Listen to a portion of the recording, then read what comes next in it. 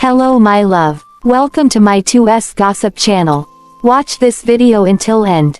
Christine left LuLaRo, 8 ways the company's cult. Sister Wives star Christine Brown's been linked with LuLaRo, but she's actually cut ties with the firm. Was the clothing business too culty? Sister Wives star Christine Brown isn't affiliated with LuLaRo anymore, and since the searing documentary LuLaRo aired, she may be trying to distance herself from the company. In season 18, Christine's reinventing herself. She left Kody Brown, and seems quite happy to be free of him. However, she does resent him at times, especially when he mistreats her close friend Janelle Brown. Christine's so over polygamy with reality show star Kody. However, embracing life without the patriarch isn't the only change that she's making. In love and business, she's evolving.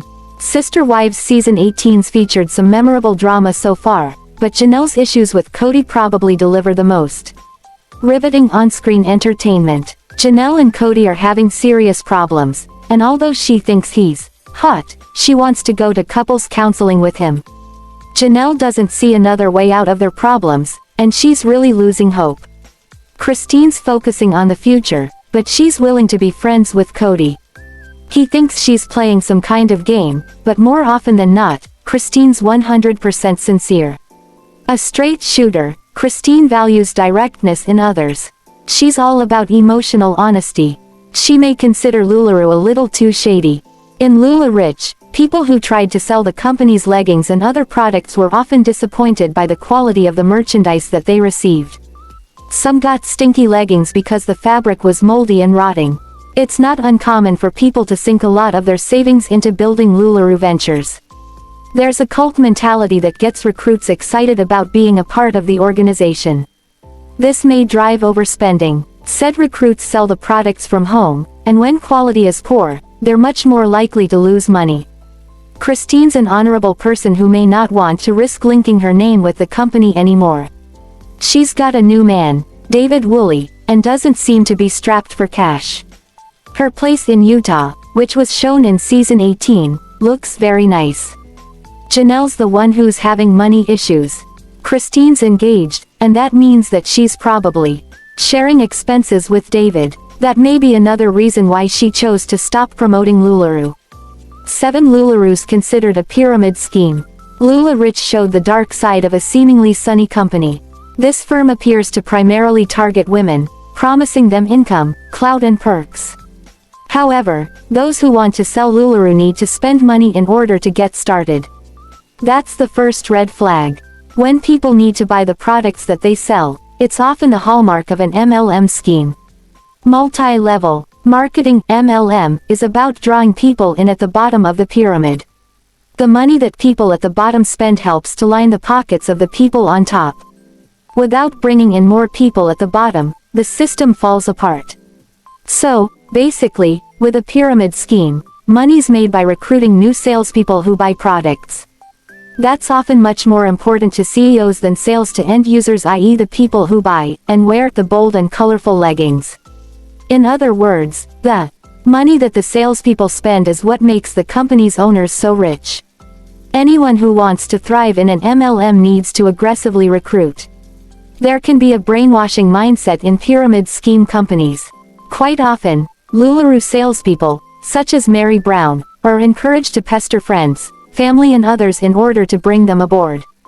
Lives have been ruined by MLM companies. People buy into the dream and end up in debt, with their hopes dashed. In LuLaRo, many wrenching stories were captured on film. While some people had positive experiences, those who ended up with nothing were stressed and heartbroken. They fell hook, line and sinker for the marketing patter that LuLaRo owners Mark and Deanne Stidham deliver, and deeply regret being so naive. Some have homes filled with unsold merchandise, including defective products that no one is likely to buy.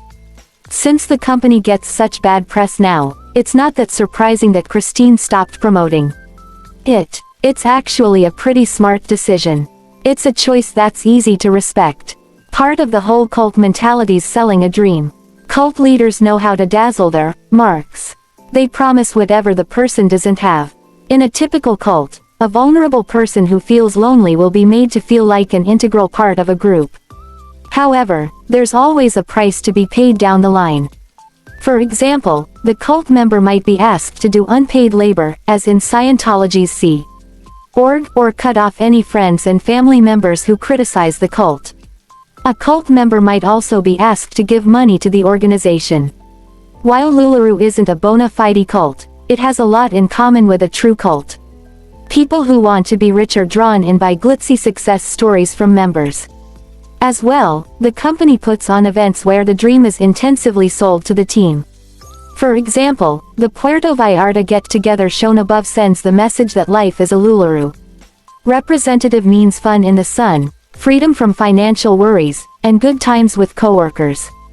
If a person buys enough products and sells them, they might be included at this type of VIP event. Then, they can live the dream. Of course, few make the cut. Those who never scale those heights may find that they've blown thousands, or even tens of thousands, of dollars on products and never really turned a profit. For every LuLaRo success story like Meri's, there are many fails that don't get publicized. That's why the Washington State Attorney General sued LuLaRo. The company had to pay $4.75 million United States dollars in damages, as per Yahoo. 5 LuLaRo sucks in new recruits and lets them down. Above, a happy model extols the virtues of twirl-worthy moments, as per LuLaRo at Instagram. The woman wearing the ruffled LuLaRo frock seems confident and serene. She's there to make other women want what she has.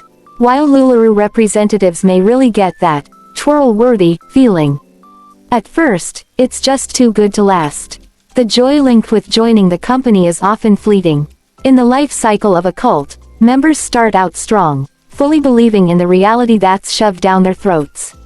However, as time passes, many cult members get cynical.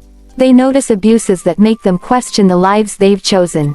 Disillusionment's quite common, and people who escape from cults often feel traumatized. Some never move past their pain. Should Meri be ashamed of pushing LuLaRo designs on her Instagram followers? Maybe. While she seems to be having a positive experience with the company, she must be smart enough to know that famous and influential LuLaRo's reps get VIP treatment. To create a comparison, Tom Cruise is going to enjoy life as a Scientologist more than the average Joe will. Tom will be treated with kid gloves, but other members may be treated like slaves. When Meri promotes such as a culty company, that's actually been legally penalized for its business practices, she may be sucking in women, and men too, who won't get special treatment. They may pour their savings down the drain in order to try and live Meri's reality. Christine left the company, and Meri's still a part of it. Meri loves the conferences and everything else that LuLaRo provides. However, she may be willfully ignoring some painful truths about the firm. 3. When LuLaRo members fail, they may be crushed. Meri and Christine promoted LuLaRo, and, as previously mentioned, Meri's still doing it. In their promotional posts, they made the company look like the answer to their prayers. When people see LuLaRo reps succeeding so wildly, and fail to get the same results, they may feel very bad about themselves. Of course, a reality TV show star has a much higher chance of making money in an MLM company. Fame is currency that can be leveraged to get the most from new business opportunities. Meri isn't a typical LuLaRo member. Thanks to appearing in 18 Sister Wives seasons, she's very famous. Her online platform is massive, and that means that she has a pool of potential LuLaRo recruits at her fingertips. The average person who's starting out with the company won't have any of that. In a sense, this company sells the stories of its stars, and sets recruits up to fail. Without success in an MLM, a person is basically nobody. Everything revolves around money and the status that selling brings. When someone fails, they may feel excommunicated. 2 LuLaRo leaders gaslight underlings. Promising the moon and then failing to honor return policies is bad business and shady.